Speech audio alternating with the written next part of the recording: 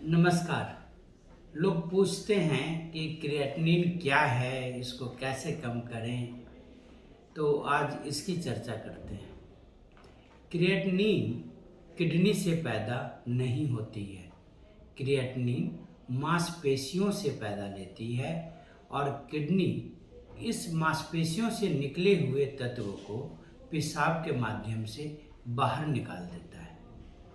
तो अगर किडनी कमज़ोर पड़ेगी किसी भी वजह से, तो क्रिएटिनिन का लेवल खून में बढ़ जाएगा। तो क्रिएटिनिन से, उसके लेवल से हम अंदाज़ा लगाने की कोशिश करते हैं कि किडनी कितना काम कर रही है। तो क्रिएटिनिन से डायरेक्टली किडनी फंक्शन का पता नहीं चलता और किडनी फंक्शन को बहुत बार लोग समझ नहीं पाते कि क्रिएटिनिन के मायने क्या है। तो अगर कोई इंसान, अगर उसका मसल बिल्ट बहुत ज़्यादा है और मांसपेशियां बहुत तगड़ी हैं और वो बहुत एक्सरसाइज कर रहा है, तो उसका क्रिएटिनिन थोड़ा सा ज़्यादा होगा। और दूसरी तरफ अगर कोई वृद्ध महिला हैं जिनकी मांसपेशियां गल गई हैं, तो उनका क्रिएटिनिन बहुत कम दिखेगा, 0.5 0.6 दिखेगा, जबकि दोनों के किडनी फंक्शन अलग अलग होंगे। तो क्रिएटिनिन से किडनी फंक्शन का आइडिया निकालने के लिए बहुत सारे फार्मूलाज हैं और बहुत सारे ऐप्स आते हैं। गूगल प्ले में भी हैं, आईफोन में भी हैं, जिसको आप डाउनलोड करके आप क्रिएटिनिन के माध्यम से किडनी फंक्शन का एक अंदाज़ा लगा सकते हैं। दूसरी तरफ इस बात का भी ख्याल रखें कि क्रिएटिनिन का बढ़ना उस वक्त के किडनी फंक्शन को दर्शाता है, वह अपने आप में बीमारी का उतना आइडिया नहीं देता। अगर किसी का क्रिएटिनिन 3 है आज और 1 हफ्ता पहले 2 था, तो ये खराब रिपोर्ट है, इसको बुरी रिपोर्ट कहेंगे। और अगर कोई ऐसा मरीज है जिसका डायरिया के कारण क्रिएटिनिन 5 हो गया था 1 हफ्ता पहले और आज 3 है, तो इस क्रिएटिनिन को अच्छी रिपोर्ट कहेंगे। इसका मतलब हुआ कि दूसरे केस में क्रिएटिनिन ठीक हो रहा है। तो अगर किडनी की कमजोरी टेम्पोररी है, जैसे एक्यूट किडनी फेलियर में होता है, तो इसमें क्रिएटिनिन कुछ दिनों में बढ़ता चला जाता है, 1 आध हफ्ते तक तकरीबन बढ़ता है, फिर ये स्टेबल हो जाता है। और उन कारणों को दूर कर दें जिससे किडनी फेल हुआ था, तो ये क्रिएटिनिन फिर से धीरे धीरे कम हो जाता है।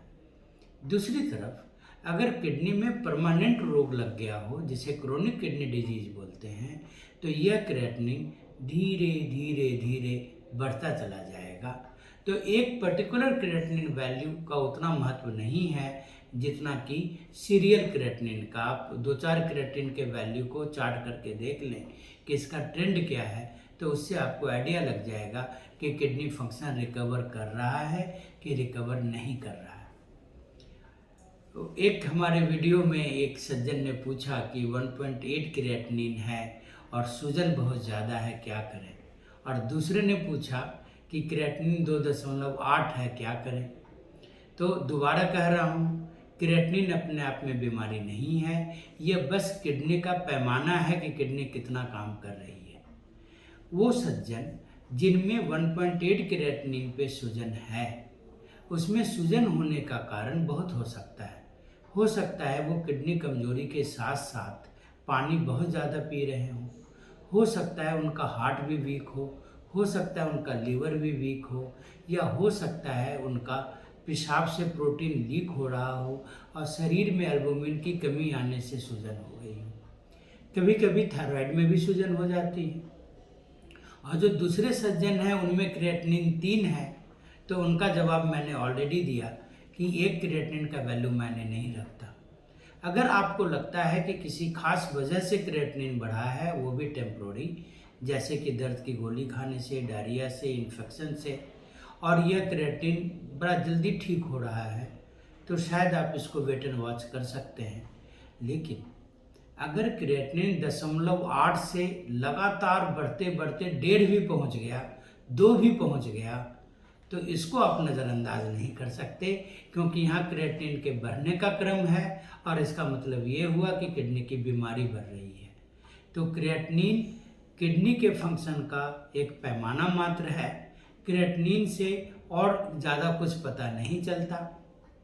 हम नेफ्रोलॉजिस्ट ये पता लगाने की कोशिश करते हैं कि किडनी में कौन सी बीमारी है जिसके कारण क्रिएटिनिन बढ़ा, और उस बीमारी का अगर निदान होगा तो क्रिएटिनिन भी काबू में आ जाएगा। धन्यवाद।